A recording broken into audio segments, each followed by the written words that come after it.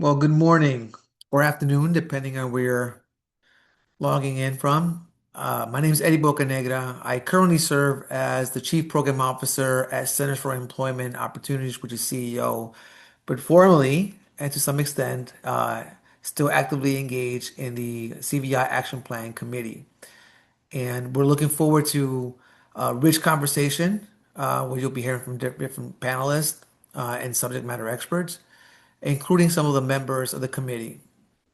I want to first and foremost take a moment to just thank and express our gratitude for each of you. Your commitment to this mission, to safety, healing, and community transformation has been unwavering.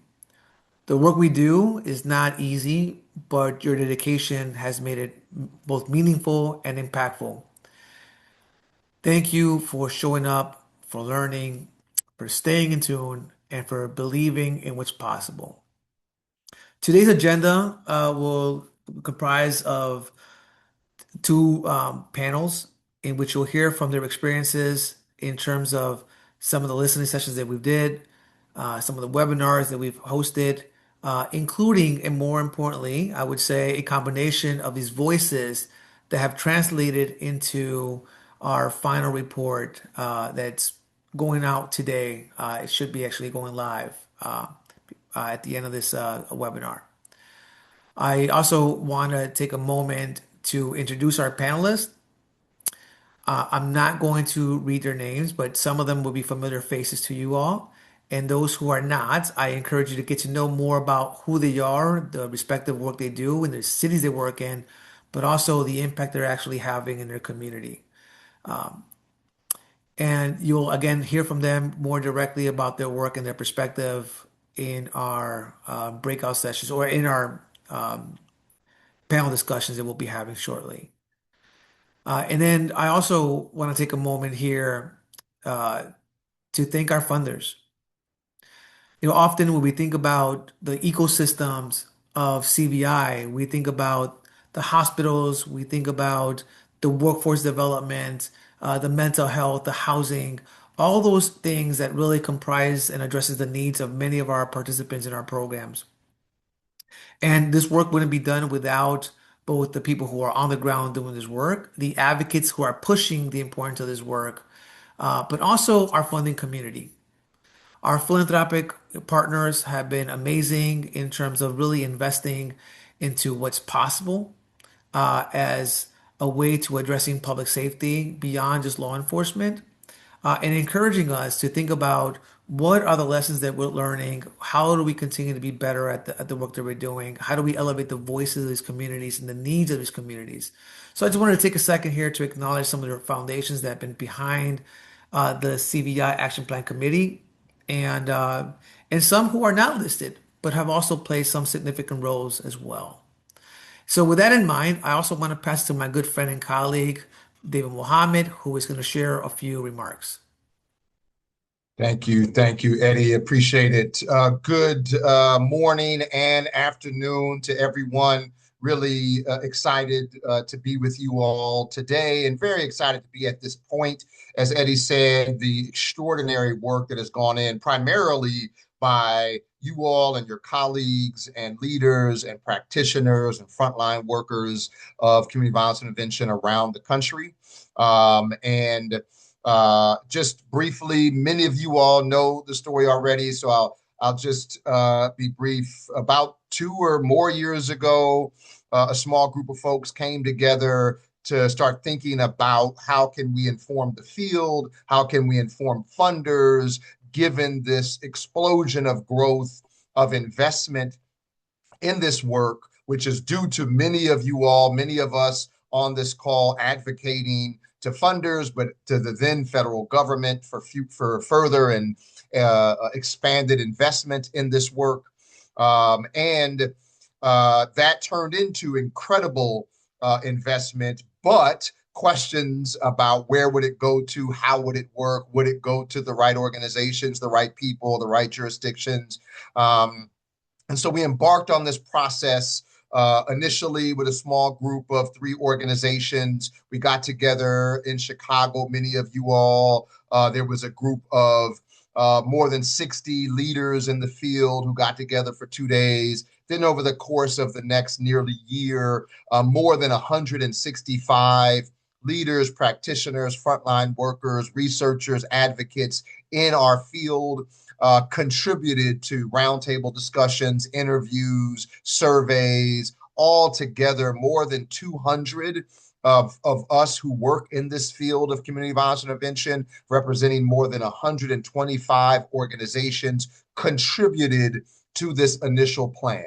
And an initial draft and plan was developed. We've gathered again in Chicago, some more input and feedback was given. We expanded the steering committee, if you will, of who you're hearing from today. And then we went out and got even more, particularly from the ground frontline worker contributions, more from the South. And I appreciate Eddie when he came on saying, let's have a focus on getting more contribution from the South and from areas that we needed additional contribution from, and really grew out this community violence intervention action plan. And so this is your plan.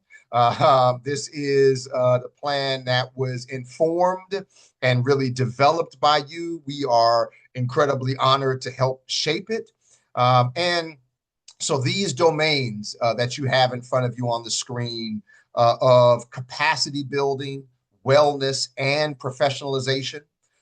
Second, field-wide collaboration. Each of these are extraordinarily important. I'm resisting going to dive into them because we're going to have discussion. Policy development and advocacy, narrative change, research, evaluation, impact, and analysis, and then standardization of the core community violence intervention elements, as well as data practices. So these 6, which there's a lot contained in each of these 6 domains, but trying to focus us in these ways, to focus our discussion, to focus our development, as well as for us to advocate to funders to fund within these domains in organizations across the country who are doing this work. Lastly, I just want to say, obviously, we have experienced the recoiling, the response from the current federal government. I think there's been a lot of good media, sad media, challenging media, including a very recent New York Times piece the other day about the clawing back of the funds that we fought for, our money that was fought for, despite extraordinary gains. 2025 was likely the safest year in 100 years in America. And that is largely due to our efforts, your efforts on the ground in cities like Baltimore and Detroit and Indianapolis and Los Angeles, who saw record reductions in gun violence. And so despite that incredible work that you all have done, that we all have done, we have these threats from the federal government. And so we have, this administration terminating $500 million in grants that was connected to the Community-Based Violence Intervention and Prevention Initiative, CVIAP, that we all know. And the ramification of these fundings are really destabilizing CVI organizations. We were working recently in Atlanta, where much of the core of the funding for CVI has been dismantled because of this termination of funds. But the field is still resilient. We're still doing incredible work. We appreciate the philanthropic funders. We appreciate states like Maryland and New Jersey and California, which has a $200 million annual fund now, and a new report from the Attorney General's office advocating for greater funding to this fund that is specifically going, or is earmarked to specifically go to CVI. We've got some work to do to improve the selection process, but a fund statewide of $200 million that can be replicated in states around the country. So despite the huge threats that we have based upon this federal government, we're also showing resiliency and thriving in many cities. And so we continue this work. We continue to work with you, and to take us further in this discussion, I'm going to pass it to my friend and colleague, Fernando. All right, thank you, David. So great to be here. Good afternoon, good morning to some folks on the West Coast. My name is Fernando Rejon. I'm with the Urban Peace Institute.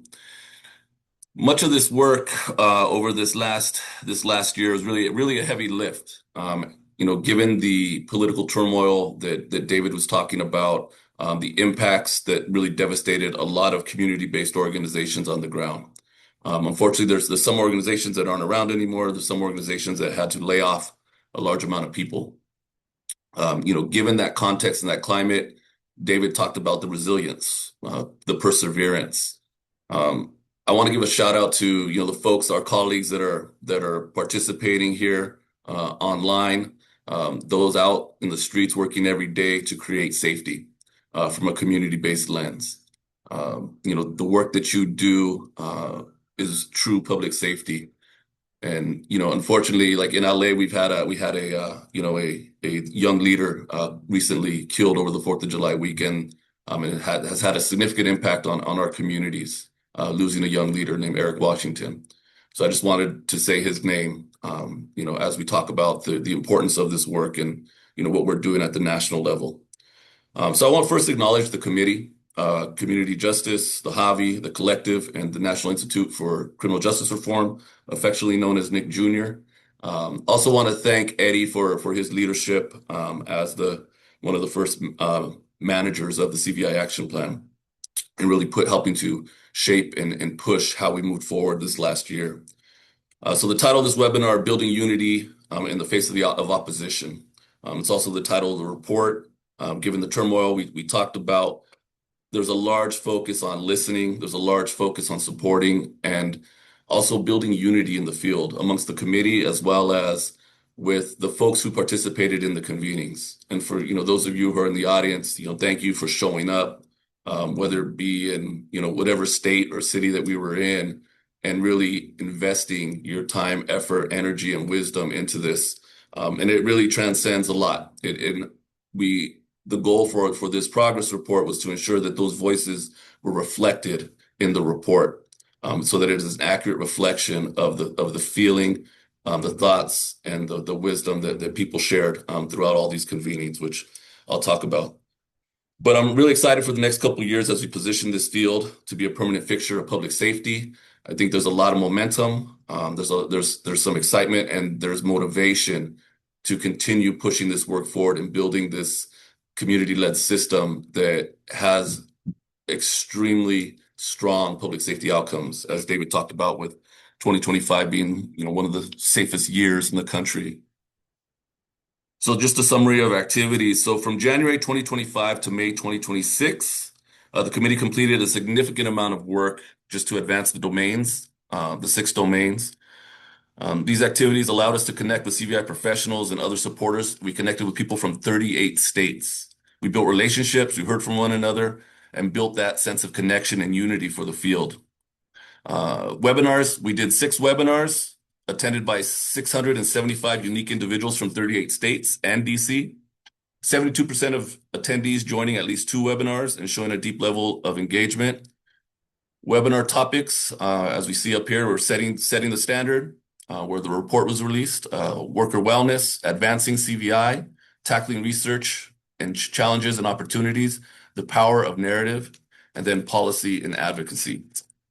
Our in-person convenings, we held 4 in-person convenings with CVI leaders from across the country to help develop key domains of the action plan. So the narrative change, which was hosted by the HAVI and the Narrative Initiative back in February of 2025, they got us kicked off in Miami, Florida. We had standardization of core elements of CVI and data practices. That was in LA after the Giffords Conference in June 2025, hosted by UPI, Nick Jr., and the Collective. Capacity building, wellness, and professionalization in Newark, New Jersey was hosted by the Collective and supported, of course, by the committee. And then the policy development and advocacy convening most recently in April that was hosted by Community Justice and supported by the committee as well. Those are really, really important convenings, and I think some really great knowledge and reports came out of that. The CVI Action Plan it's a report. It's very large, very comprehensive. These convenings and listening sessions helped us really condense information and get to more nuanced recommendations of specific things that could be invested in to ensure this movement grows and we continue to build infrastructure, support, and build a larger policy agenda as we prepare for the next couple of years. So the regional listening sessions, and the reasons we did this is we wanted to make sure that we engage areas that a lot of times many times really get overlooked. And we went to the South and we went to the Southwest. In there's a lot of rich conversation, a lot of passion, a lot of lessons learned, and I think a lot of thoughts on strategy, development, on how this movement can be shaped. And it was really, really impactful for myself. I learned a lot, and I appreciate those that are on the call that attended any of those sessions. So we conducted one in the Southwest in March 2026, hosted in Tucson, Arizona, 46 attendees from 6 states. Arizona, South Dakota, Colorado, Texas, New Mexico, and Oklahoma were represented. And then we were in the South in April 2026, in Atlanta, Georgia, 36 attendees from 8 states, Georgia, Alabama, Florida, Louisiana, North Carolina, Mississippi, Tennessee, and Texas. So the report includes the themes that emerge from these sessions and the areas of distinction within the 2 regions. So they focus on 5 areas within the report or that are aligned with the domains: CVI worker wellness, standardization, research and evaluation, communications and narrative, and policy and advocacy, as well as overall takeaways that are unique to the 2 regions. So very insightful, different regions of the country, but there is definitely alignment on why this work is so important and what needs to happen. And collectively, these activities successfully increased our geographic representation to a wider audience of CVI professionals from across the country. Just a small indicator is our list went from our network list went from, I think, like 350 people nationally to over 1,200 through the amount of people that we were able to engage. So I'm happy to share what we were able to accomplish this past year, and I want to turn it back to Eddie so we can dig in a little deeper and hear some perspectives from people that were participants in this process. Thank you, Fernando. I know that there is a lot more that I know you could say. Granted the time, and granted that there's a report that we hope inspires curiosity and questions, but also aligns with the way people are thinking. So I just want to say thank you also to you, Fernando, for being heavily involved in this process. So I want to bring to the screen some amazing leaders that in many cases we've known of them already, and I have had the chance to meet them even prior to being engaged with the CVI Action Plan.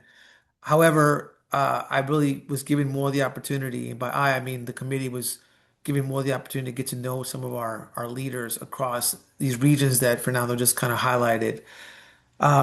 Before we go into a series of questions and maybe go into more of a formal introduction, I want to take just a second here to borrow what I heard a good friend of mine here in Chicago, someone who I respect, Benny Lee, who's been in the space of reentry and criminal justice reform work for many, many decades. He reminded me yesterday he was 72, 73 years old, still doing his work.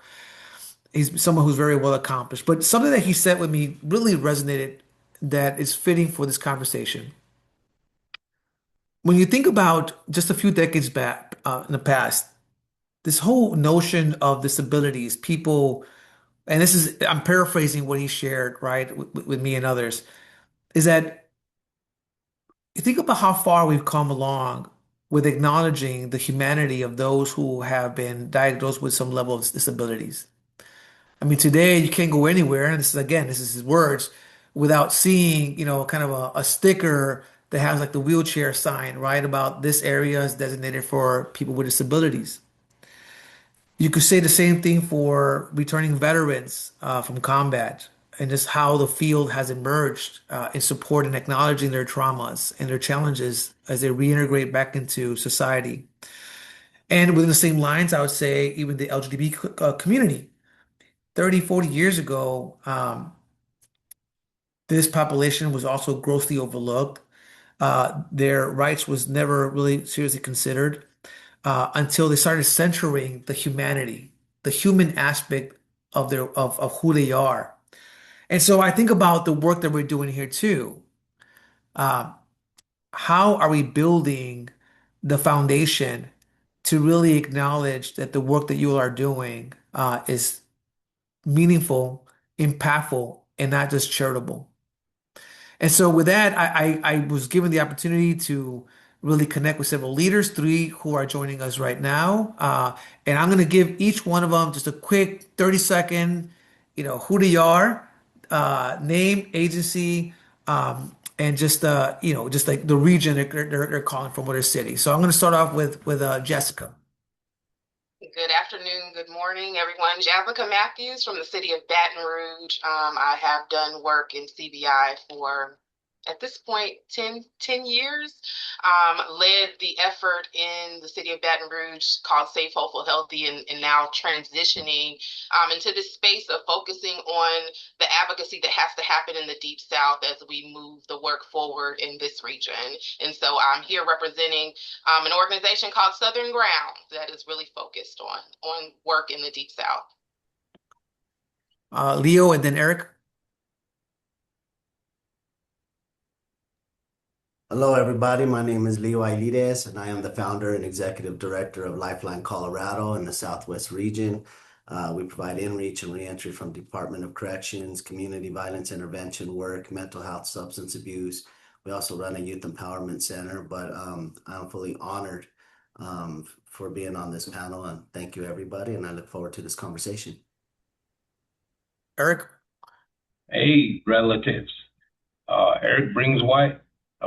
I live in South Dakota. We operate out of South Dakota.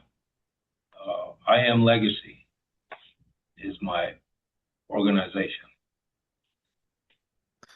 Thank you, Eric. And I know that you're representing also Indian country, which is a number of different tribes, not just in South Dakota, but elsewhere. So appreciate your voice here too. We got to learn a lot from you and from others as well at our gathering. So without wasting any more time, I really want to go deep with some questions.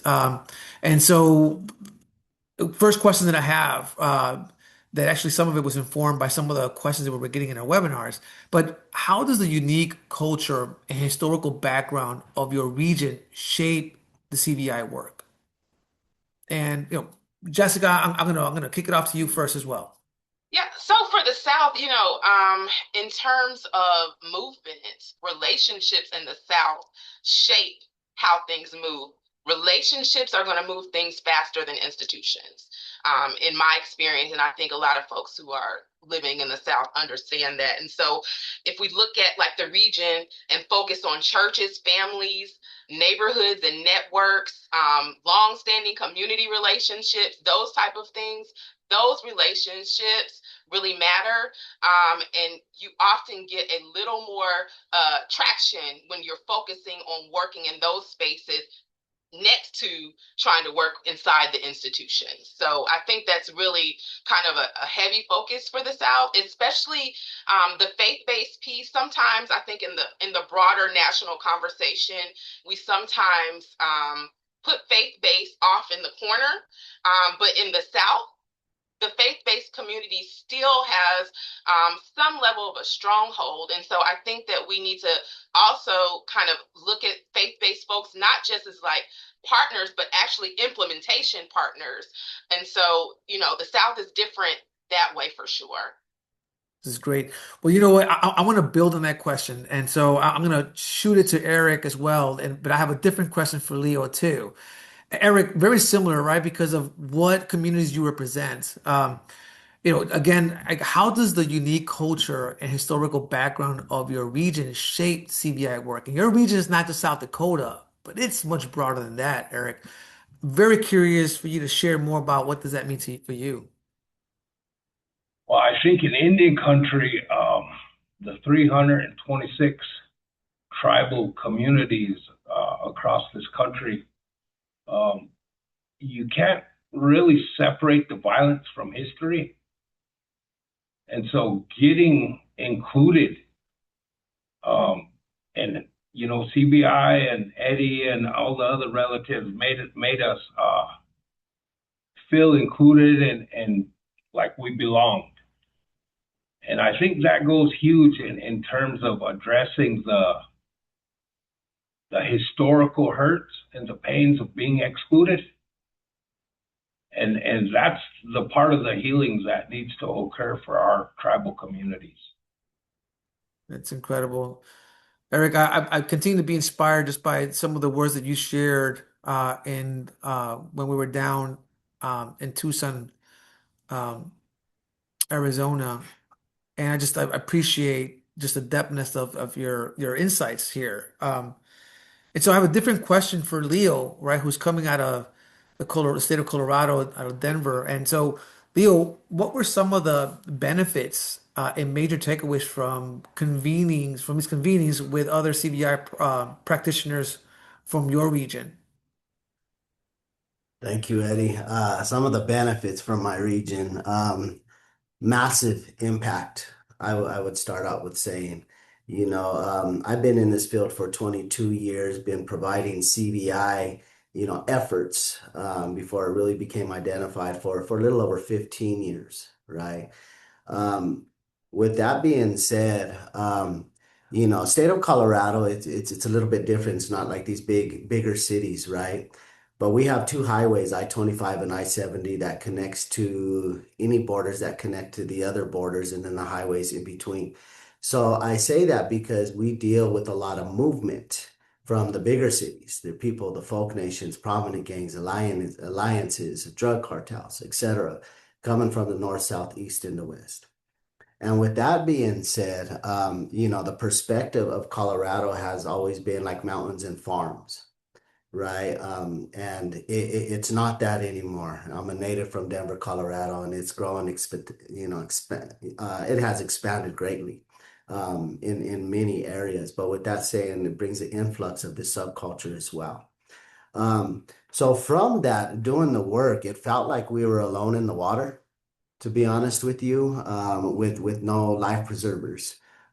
We felt like some of us who were speaking to any, community leaders, political leaders, DPD leaders, we would be able to get some streamlined process, and it kind of felt like we were speaking a foreign language. Once I was connected and introduced and having the opportunity to join this convening, I didn't feel alone anymore, Eddie.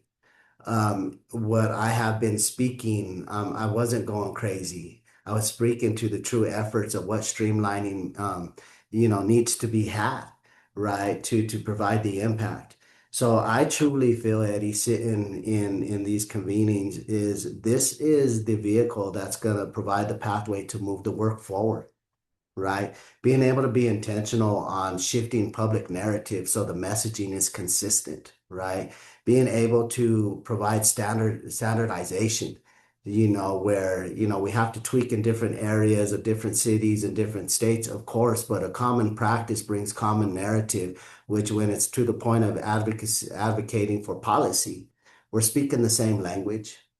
And then as I started out, man, where, we deal with a lot of cross-state movements, being able to meet brothers and sisters that are involved in this type of work has allowed us to broaden our ecosystem so we could even work state to state and help out in those efforts. So massive impact. Thank you.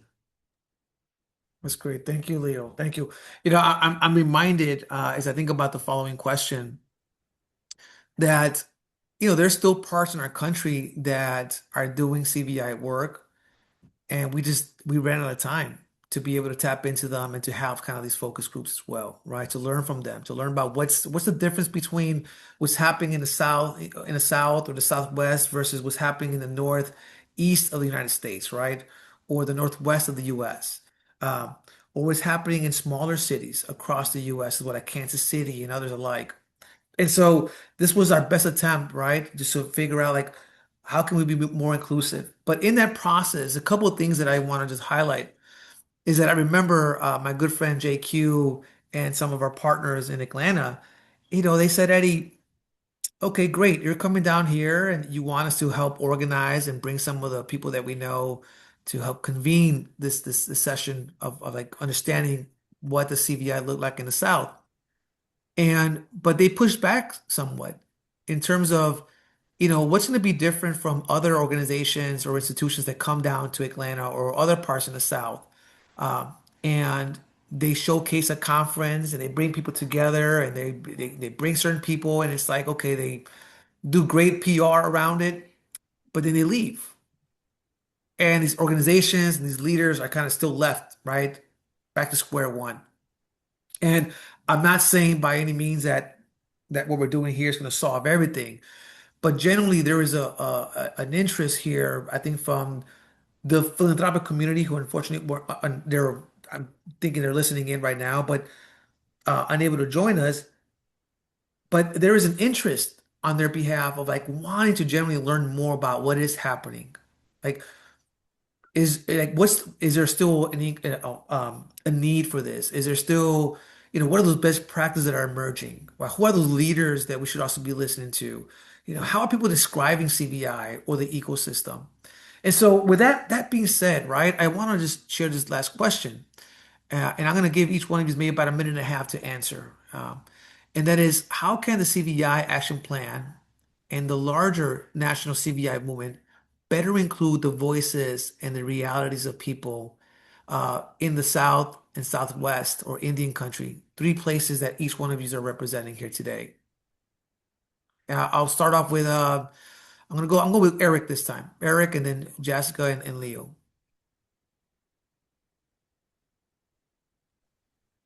So I think CVI does a remarkable and amazing job at intentionally seeking out the unheard voices and lifting those up and giving them an opportunity to include what's working for us. And also the convening was, it kind of really showed us that our issues are interrelated. And so I know as other individuals in other parts of the country, whether it be Indian country or not, as they grow, we grow. And our healing is interrelated. So our healing is our community's healing. Our community's healing is our healing. And so just having that opportunity to lean on individuals such as Leo and Jessica and you to figure out what is working other places, shape it, form it, mold it, and bring it here to Indian country. It's the same issues across the board. That's what I learned at the convening in Tucson, that our issues and challenges are about the same. Yeah. And so all the information that's provided is really, really beneficial in that aspect. That's incredible, Eric. One of the things, kind of funny moments that I remember with you too is that, it's like you crack the door open for somebody to come in the door, right, into the room, and you're like, hey man, I got my whole posse. They got to come with me too, man. Like I'm learning, I'm being exposed, but I need my part. I'm like I'm part of a larger village here. So it's incredible just in your advocacy around it too. So I appreciate that. Jessica, same question to you. Would you Sure. like to give your thoughts? Yeah, so I think this was my first experience with a space that was specifically focused on the South. And I think that the intentionality behind recognizing that, convening regions is important to the broader national space I thought that was amazing, right?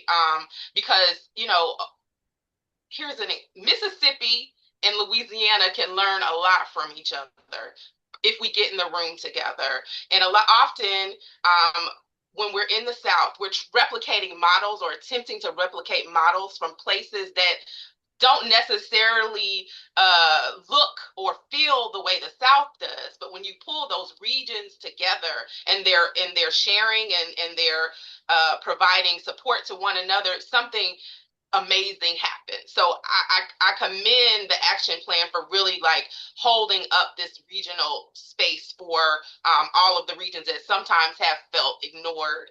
I do think that, moving forward, the regional convenings have to continue. Like, these spaces must continue, just not being one-off conferences, but really being intentional spaces. For me, and I think the work that I'm doing, focusing also on HBCUs, especially in the South, in terms of pulling research and partnering with those campuses is super important, especially culturally in the South. Our HBCUs are where we value the input and the knowledge that comes out of those institutions. So really, like, including HBCUs into the space, and then looking at like the long-term ecosystem building of our various regions, I think is very important. So I really,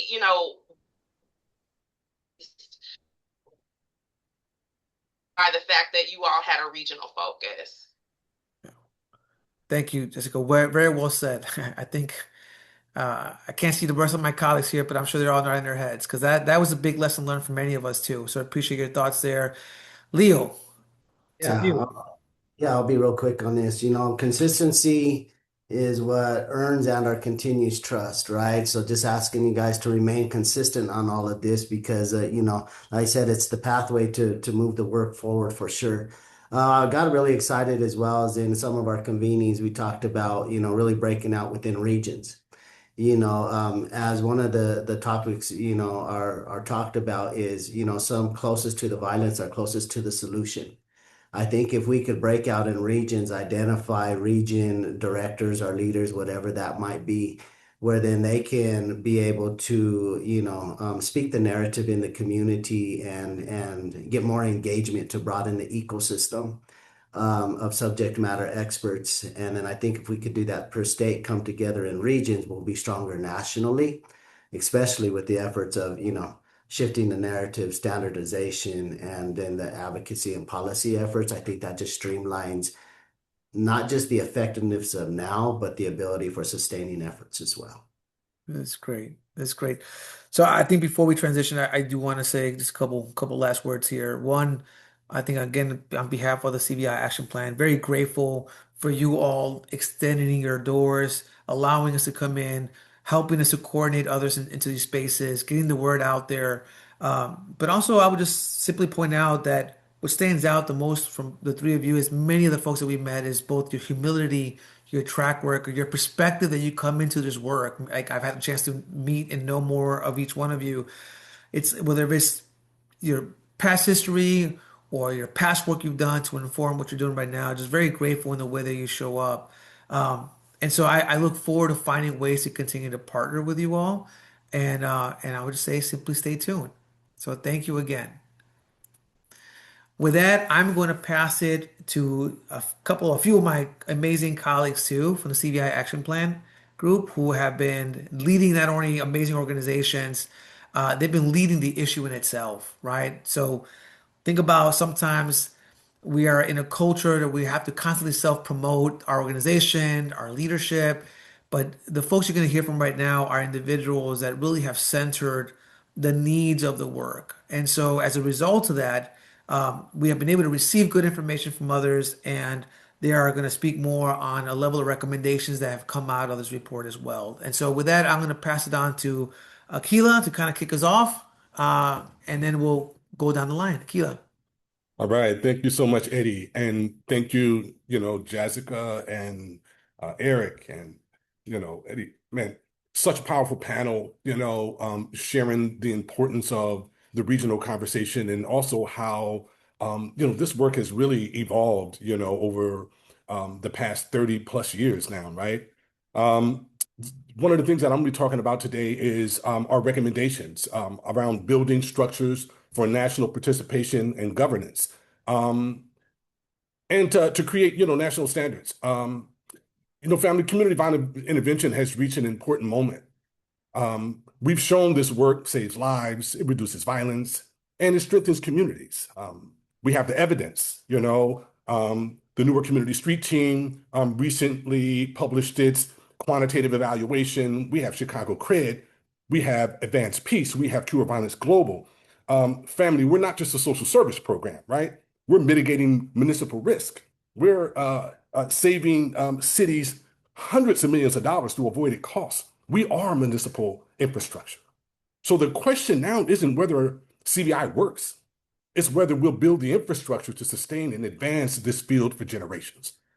Like every mature profession, that means representative governance, regional organizing, shared standards, and collective power.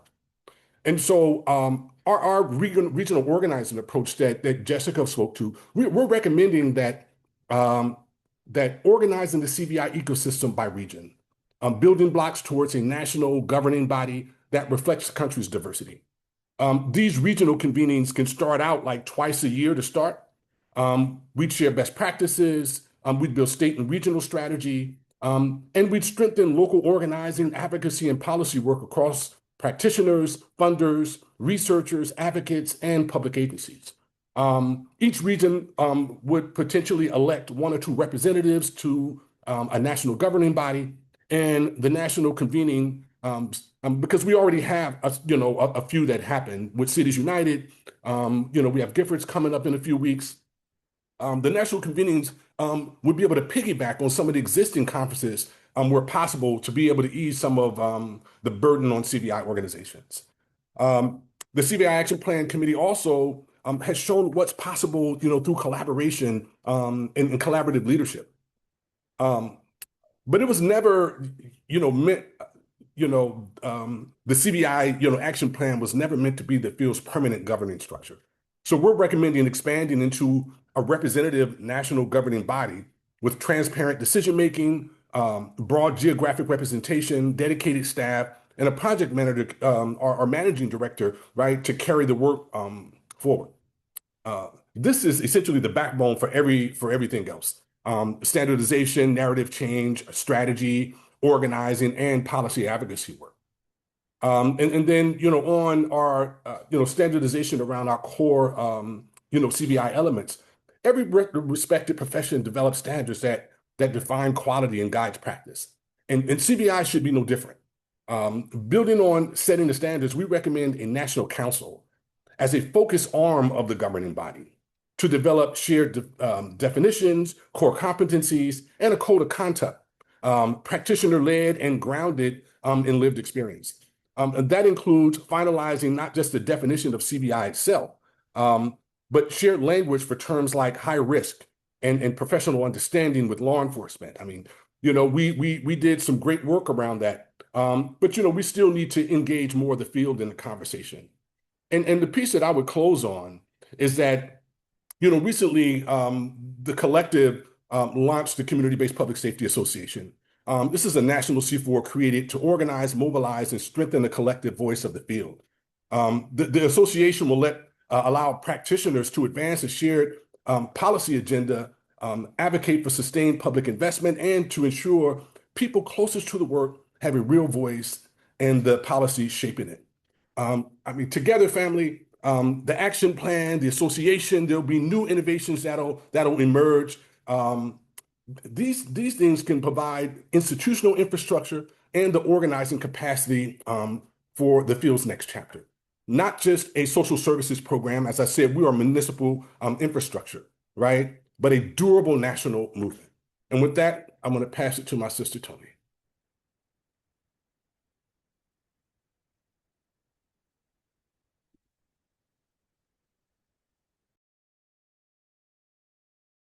You're on mute, Tony.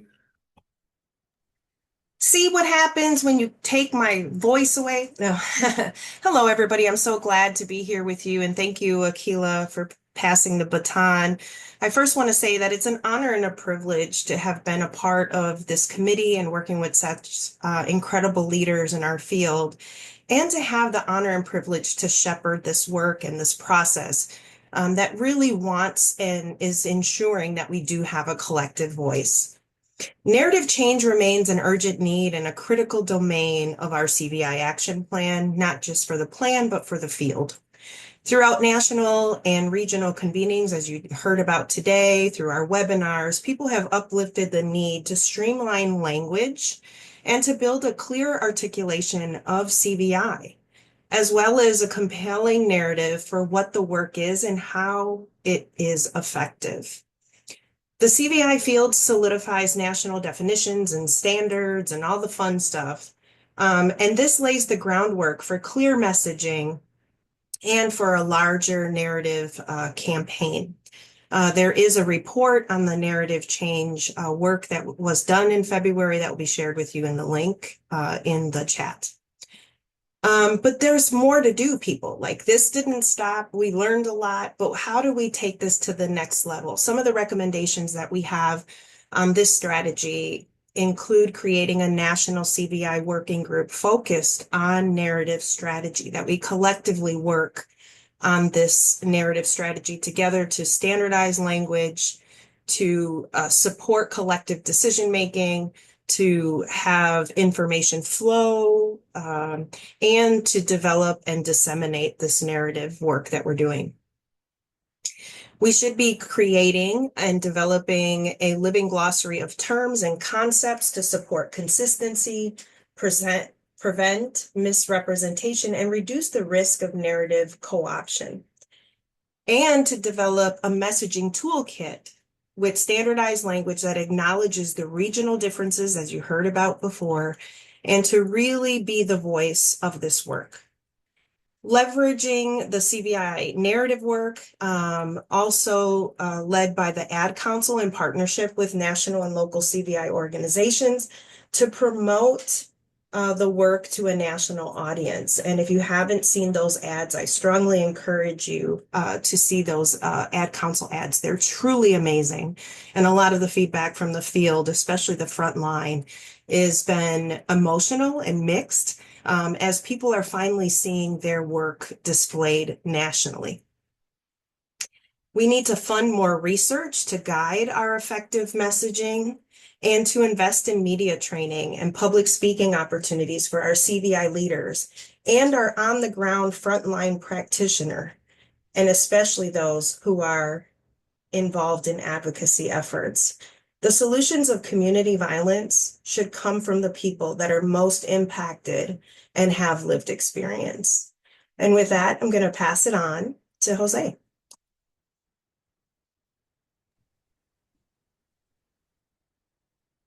Thank you, and good morning and afternoon to everybody. Buenos días, buenas tardes. At the end of April, Community Justice and the CVI Action Plan Committee convened leaders from over 20 cities and towns across the country in Chicago to focus on one question: what will it actually take to build the policy and political infrastructure necessary to sustain this movement? The conversations were really candid, and what struck me the most wasn't necessarily the differences between our perspectives, but how much is also aligned. Leaders from different regions, organizations, political environments consistently identified some of the same opportunities and barriers while respecting and recognizing that there are differences. Those conversations really reinforced that while the political landscape has changed dramatically over the last year, the path forward has become even more clear. The first major finding was that the field needs a shared policy identity. CVI has transformed communities everywhere, and we've often described our work differently depending on where we are and our audiences. And so participants really emphasized that we need a shared national narrative, a common language that policymakers, partners, and the public can easily understand. Narrative isn't simply just about communication, it's what helps to shape policy. And if we don't define community violence intervention, then others will do it for us. The second finding was that we need a shared policy agenda. So participants also challenged us to move beyond reacting to political moments and instead establishing a coordinated vision for where the field wants to go. And that means identifying actionable federal, state, and local priorities, grounding those priorities in shared values, defining what success looks like, and giving the field a common framework for advocacy while still respecting those local realities. The third is capacity. So city to city, organization to organization, policy advocacy remains uneven. Some organizations have dedicated government affairs teams and projects, while others are asking frontline practitioners to testify before legislators in between responding to violence in their communities. That means leadership development, policy advocacy, training, technical assistance, regional convenings, policy tracking, data resources, and creating opportunities for youth and frontline practitioners to really build up their leadership and grow in the policy space over time. Similarly, this also means depending on national power building and mobilization strategies that include regional coalitions, in district engagement with elected officials, year-round campaigns to apply pressure on electoral organizing that includes candidate endorsement, voter registration, GOTV efforts, and building up 501c4 organizations, as well as supporting and building up a CVI PAC. Another conversation that surfaced repeatedly was one that can't be ignored, and that's accountability. People spoke honestly about gatekeeping, fragmented collaboration, competition for resources, and the need to ensure that community-based organizations and frontline practitioners are the true partners in the decision-making and not simply just being invited to share their stories when decisions have already been made. And so as our field grows, our infrastructure also has to reflect that value that we advocate for. Shared leadership, transparent governance, accountability, and meaningful participation from those that are closest to the work. Maybe one of the most important lessons that I think we learned from Chicago is that policy and power are not the same thing. We can produce excellent research, publish reports, build and develop policy proposals, but we need to be able to build power to create the lasting change. Policy has to follow organized power. And that's why participants consistently emphasize the need for those regional coalitions, engaging faith leaders, healthcare leaders, survivors, businesses, researchers, and elected officials, and not just simply building on some of the individual bills, but building more constituency and more power to ensure that public safety, that community violence intervention is essential to public safety. Taking this together, these findings all point to the same conclusion. If CVI is going to become a permanent part of the public safety ecosystem, then we need more than good programs to compel this evidence. We need national policy and advocacy infrastructure, and that infrastructure is going to bring leaders from every region and develop those that national policy agenda, coordinate advocacy efforts across federal, state, and local levels, strengthen these regional coalitions, and build policy capacity to organize collective power. This infrastructure is one that develops a leadership pipeline so that community-based organizations, frontline practitioners, and directly impacted leaders are not simply just informing policy, they're helping to lead it. And informed, grounded accountability, building a shared governance and a collaboration that is movement-based will only help us grow stronger. If you'd like to explore a little bit more about the findings in greater detail, Community Justice's Policy Advocacy Report will be available on the CVI Action Plan website soon. And we hope that this serves not only as a reflection of what we heard, but also a roadmap that we can help build alongside you. I'll pass it back to Eddie for more conversations. Thank you, Jose. This is one of the topics around policy and advocacy that I just wish we had more time to discuss. You have been tremendous in kind of steering us in creating this roadmap about power-based building, and I hear it also from Akila, who's another person who's like, hey, we got to figure out how to continue to raise these voices. And yes, we have good data and evidence to support the impact that this work is actually having. But at some point, like when are we going to get people to really understand the significance of this kind of of work. With that, I want to introduce someone that I really hold dearly, who I enjoy, um, who his company, his feedback is someone that I have learned to respect and learned to appreciate in the past years. It's also because he's a neighbor.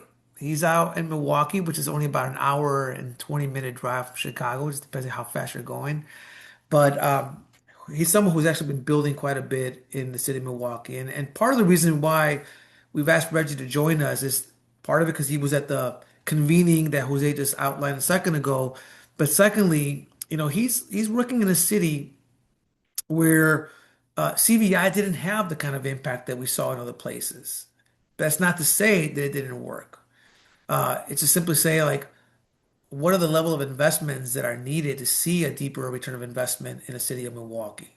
And so one of the things I've been very fascinated with Reggie and many of his colleagues is the coalition building they're doing there.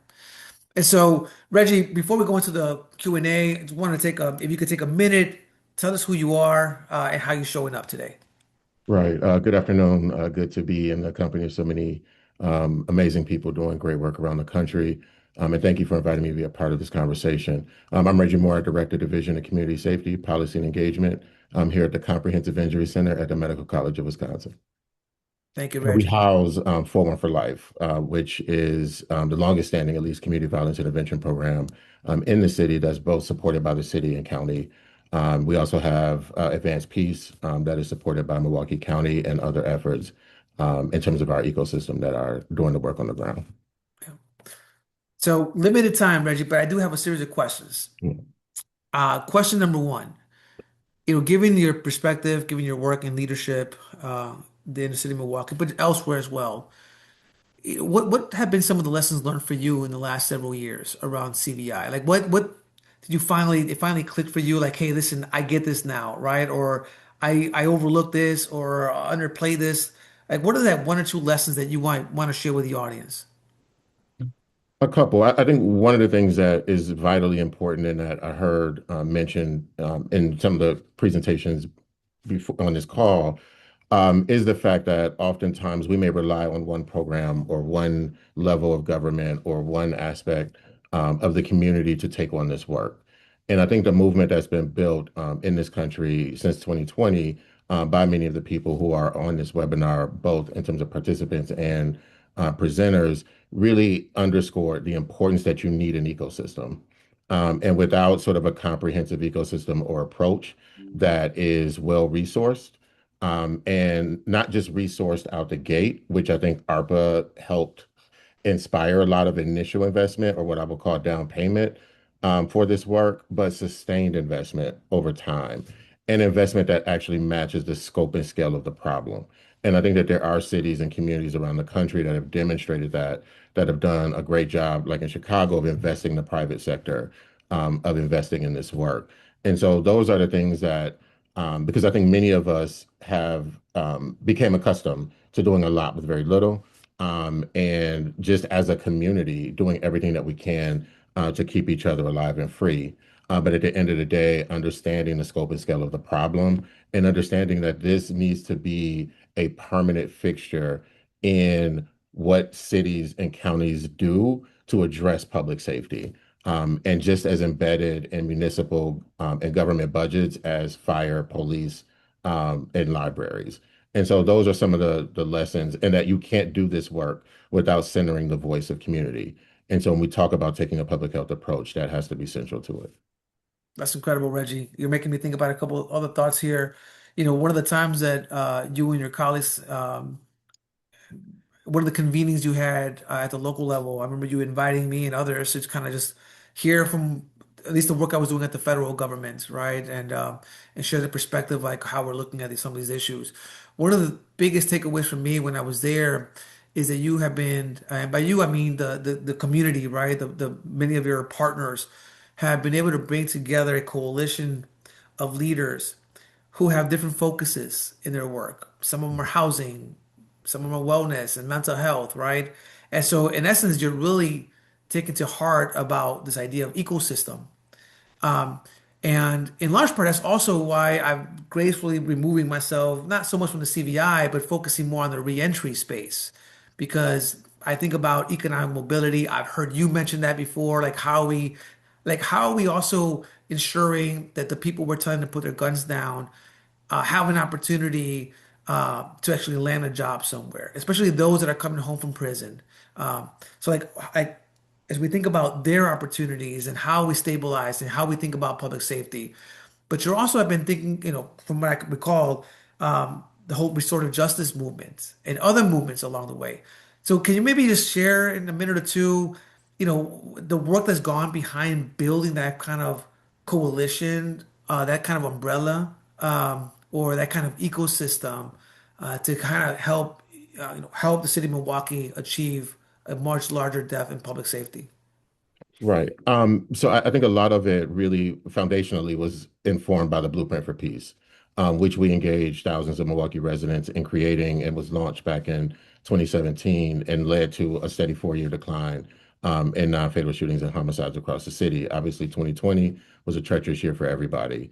Out of that, one of the things that we did create is something called VRFAST, our Violence Response Public Health and Safety Team, which was modeled after the emergency operations structure that we created to address COVID. And during that time, because I was running the city of Milwaukee's Office of Violence Prevention in the health department, I had never seen that level of engagement and cross-sector communication around an issue. And so the idea naturally, and we weren't the only city that thought about this, I know DC stood up a similar model where we said, could we adopt that particular model to address gun violence? And what that led to, because you have health systems, you have Milwaukee County, which also, in terms of housing and mental health and addiction, and substance, misuse supports, all of those systems and organizations from the city, county, and state and community being in a conversation around addressing gun violence, particularly in neighborhoods that are disproportionately impacted.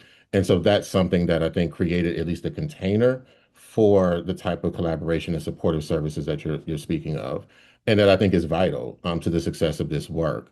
And to your earlier point around, we had an 8% increase in homicides last year compared to the year prior, while most cities obviously saw a decline. So far this year, we have a 30% decline in homicides. And so I know that that's not the only metric that we're paying attention to, but we understand that it's a critical one.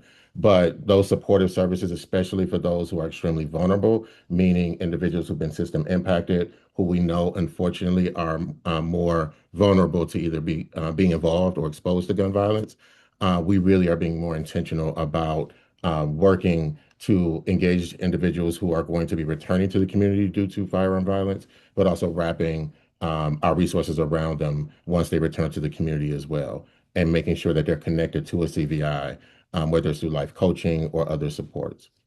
That's incredible, Reggie. And congratulations for the city of Milwaukee and all of the partners to help reduce that so far, 30%. Mhm. I have one final question for you, Reggie. You have visited many cities, many programs across the United States. You've been at the White House, the Department of Justice, and you've visited these places. You're really actively engaged on this issue. And I know what it means for you. As we think about a path forward, what recommendations would you give not only to the people who are listening, but let's assume that government, right, is also on the call. We know philanthropy is on the call, but what advice, what recommendations would you pretty much give us from all the things you've learned, and in fact, even building a little bit on what I've heard you say at the CVI, the Chicago event that we had on policy and advocacy that Jose led. Like, are there some reflections that you might want to share and maybe some suggestions or advice, recommendations as a path forward? I'll try to be concise for the sake of time. There's a lot, but the few that come to mind, number one, is truth and transparency. I think about the Miami convening, in particular around narrative change, and the ability for folks to be able to hear critical feedback, to take that feedback, to engage the CVI community and leaders around the country to inform the campaign that Tammy spoke about earlier, in terms of being able to increase awareness around the power and importance of CVI, particularly for populations that may not even know or understand what violence prevention is.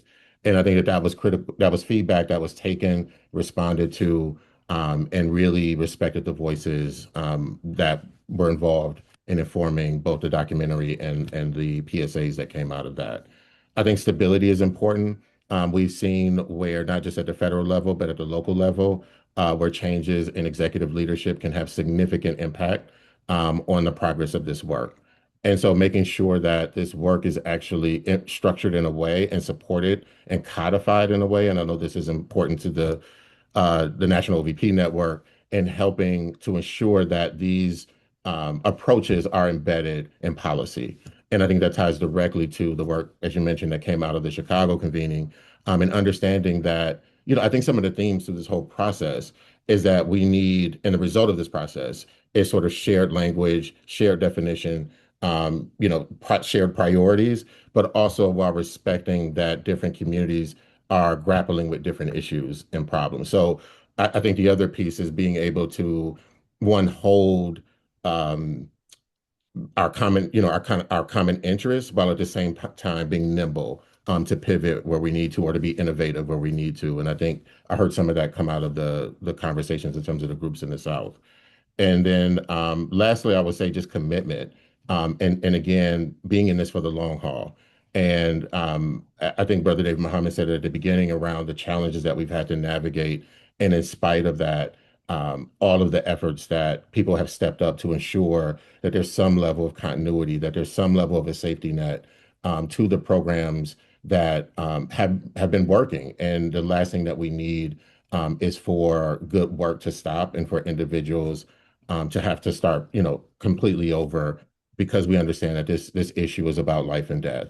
And so we can't just wait out an administration or wait out and kind of wait for, we have to figure out what can we do now and ensure that whatever happens in the future, that we are committed to investing in this work for the long haul. Yeah. Reggie, thank you so much. I can't thank you enough. And on behalf of the committee and those that are joining us, just thank you for your insights and for your leadership. And, Godspeed. I hope we continue to see those numbers, continue to increase in terms of reduction of violence in Milwaukee. So good luck to you. And please, our regards to the CVI community there as well. Thank you. Great. So before we wrap up, before I end up with some just closing remarks, I wanted to take a few more minutes here to invite our CVI Action Plan Committee members to take a couple minutes here to share some last final reflections, whether it's one big lesson learned along the way from the work that we've done as a collaboration here as a committee, or whether it's something about the report you really like. I want to really highlight this part of the report. But this is pretty much this might be, hopefully not for too long, the last gathering that we have here officially under this umbrella. But look forward to collaborating in other ways as well. But I'm going to pass it here. I'm looking at my screen, so I'm going to pass it to Jose first, then David, Akila, Tony, and I'll ask for now that it kind of closes up, and then I'll close up with just sharing some final thoughts. Thanks, Eddie. Peace, everybody. I have so many insights about this experience and about the people that we connected with and saw along the way in the process. It was really inspiring to connect with our friends in the South and in such an impactful location, as well as our friends in Arizona, in Tucson, and getting to see their realities, hear their stories, and understand their lived experiences more, I think allows for the advocacy to also feel stronger, and to allow us to think about some of the strategies that can support the ways in which these communities are engaging and talking about the work. One thing that I sit with and continue to be with is that this work and the people that are closest to the pain, this work is for y'all. This should be something that the community feels like they own, that the CVI sector feels like it owns, not contingent on any one leader, personality, but really thinking about the ways in which we are organizing to build power from the ground up, right? And that allows for the level of intimacy, allows for the level of accountability, and allows for us to maintain the story and the narrative. I think about what Brother Fernando said in one of the sessions. He's like, I don't want to see this become Taco Bell, right? And thinking about the way that this then becomes mass produced. And so I think we have an opportunity here to continue to build on something that will support the work, but will sustain itself for years and hopefully generations to come. And Community Justice is really excited to both work alongside my partners and friends here, but then to also help to lead that charge. Yeah, no, thank you all.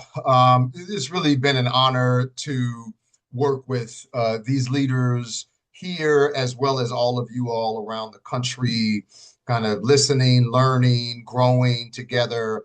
And I just briefly want to just emphasize the title, of this session around unity. This is tough work. It is, hard work and heart work, as folks say. And it is better when we all do it as much as possible together in unity, in partnership. We're not going to all agree on everything at every time. I don't think there's anybody that's true for in our lives anyway, people we love dearly and spend a lifetime with. But I think it's important for us to stick together, to be together, to fight together, the good fight, not with each other, but together in the fight of saving lives. Right? We have the great benefit, the great pleasure, and the great pain of doing the greatest work that there is to do, which is to save lives. We all do that and have the pleasure and pain of striving to do that every single day. And when we do it together in unity, which I think this CVI Action Plan really represents, right? That it was people coming together, getting perspective from throughout the country, from folks who do this work on different levels and different lanes, and pulling it all together for the field. And the product is pretty extraordinary. We have a great product, not perfect, a great product to share with the field, to share with funders, to share with policymakers. And we may not have formal these meetings, but I think that we as a field need to stay together. We as these leaders need to stay together, working together. And for that, I am excited. Thank you, David. So me? Yes. Yeah, family, this was amazing, right? The rigor, the challenge, the conflicts that emerged, the creative tension, that gave birth to this report, man, is phenomenal. This is what the work is. You know what I'm saying? It's not just, boots on the ground in neighborhoods doing intervention and mediation. It's also sitting in these type of spaces, having agreements and disagreements and arguments and, but peace consistently brings us back to the table, family, to renegotiate the terms that brought us there. We've come a long way. And as I said, that we have the evidence, NCST, AP, CVG, we've developed the evidence. And I think that we've redefined public safety in this country forever. David said it, 2025, we've seen significant, it's been the safest the U.S. has ever seen in terms of violence reduction. And we know that we played a significant role in that. And so now it's time for us to make a new case. Family, we've already proven, that community-based public safety, community violence intervention works. Now it's about, becoming a part of municipal infrastructure. Family, we got to be in the capital stack. The police, fire department, EMS, community-based public safety, community violence intervention, family. And we're not asking, right? We've laid the foundation to make the case that community violence intervention and community-based public safety is a municipal asset class because we mitigate risk. We save cities hundreds of millions of dollars in avoided cost. Put us in, coach. You know what I'm saying? This time. And so we're making the case now, and for all of the phenomenal work that you guys are doing across the country in neighborhoods. Thank you for your service. And we're looking forward to the next iteration, of this type of conversation and work. Thank you, Keela. Yeah, I don't know how to follow up that. I feel like you took me to church, but I'm ready. I'm ready to be at church. I'm ready to be in community. I'm there with you all, fam. I just want to say, we've made great strides. Like to get to where we are, we should be celebrating that we did something and we did something meaningful for our field. We brought people together and it's hard work and partnership is hard work. Coming from different places and spaces and organizations and places in our community and bringing all those voices together isn't always easy. But the wonderful part about that is it makes us stronger. It makes us better when we can listen and we can and take away judgment and sit with the things that are very difficult. This is not easy work. It's hard work, and as David said, heart work. And so many of us have been dedicated to this work for so long. And I have to say, because it came up in a couple of the convenings, I was inspired by so many women who are on the front lines, women who are leading efforts in the South and in other communities. It was just so inspiring for me. And it takes me back to one of my favorite poems, Still I Rise. I feel like no matter what has been thrown at us in this field, all the trials, tribulations, the loss of funding, all of the things that have happened to us, we still rise. And we rise stronger and better when we're working together. Thank you. Well said. Well said, Tony. Fernando? Yeah, I mean, going back to the iteration of what everyone said, I mean, it's called the struggle for a reason. And we're engaged and I think very committed, very appreciative of my colleagues here. Everyone's traveling around a lot. People are all over the country, all over the world sometimes. So it's very, very challenging to pull stuff together sometimes. But I appreciate the commitment of them as leaders or even their team members that, get sent in their stead to represent their organizations. But to me, the fact that everyone showed up, every organization showed up, was represented at these convenings, I think is extremely important. The fact that, folks where we had these convenings, they were willing to show up. There's just a true commitment to this field, I think that a lot of people don't see. It's under the radar unless you're there to witness it and feel it. And I think that, when I see the amount of passion and the amount of commitment that people have to really build this field out, like we're not reforming systems, we're building new systems. We're building new systems that are based on what works for our communities and that are extremely effective, as we know. And I think people want to be part of that. And I think people on this call, people that participated, people on this mailing list, are all a part of building this new system that is going to contribute to public safety in a better way. And I think one thing I learned about this work is humbling. One day you could be on a high, like, hey, we feel like we accomplished something. Next thing, something happens. 4th of July weekend happens, right? This work is humbling. You get the highs and lows of it, but we have to, we always have to persevere. That resilience is embedded in our DNA from hundreds of years.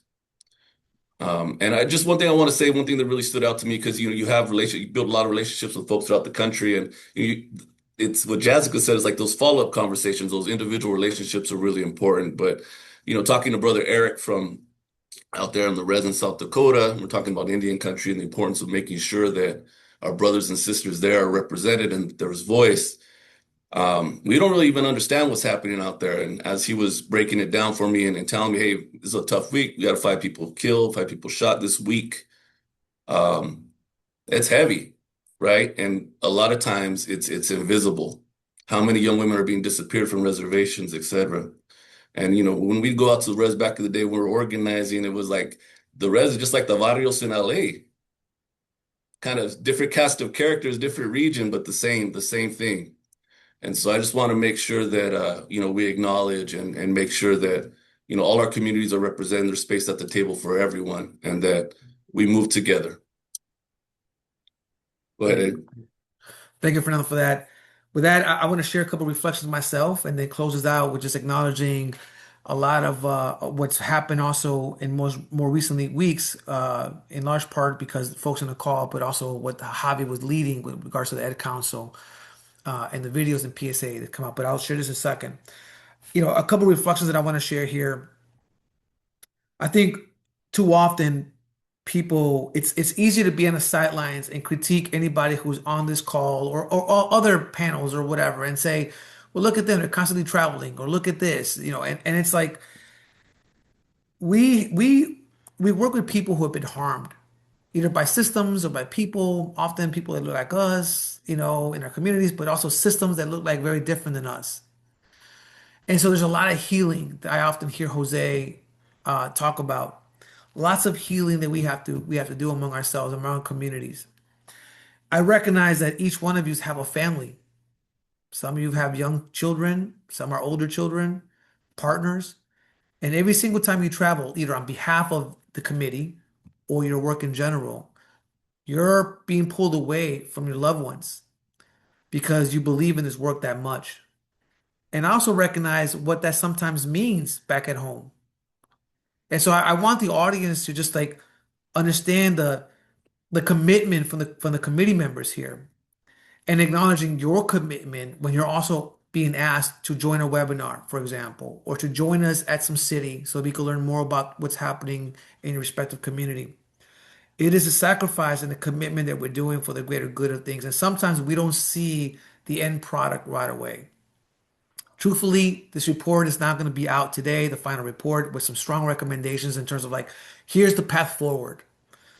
Where it lands, none of us on this call, right, are going to be accountable for that. And all we could do collectively, right, what can then we all do to make sure that doesn't become just a report on the shelf? How do we individually and collectively start thinking about building on those blocks? That's important because at the end of the day, there's so many people's lives are at stake. And I want to I really want to emphasize that because it's something that I often tell myself, and I've said this in specific meetings. I make no mistake. I feed my children because of other people's misery or misfortunes. I do. Now, you might not see it the same way, right? But I do. And what that does for me is it gives me a sense of urgency.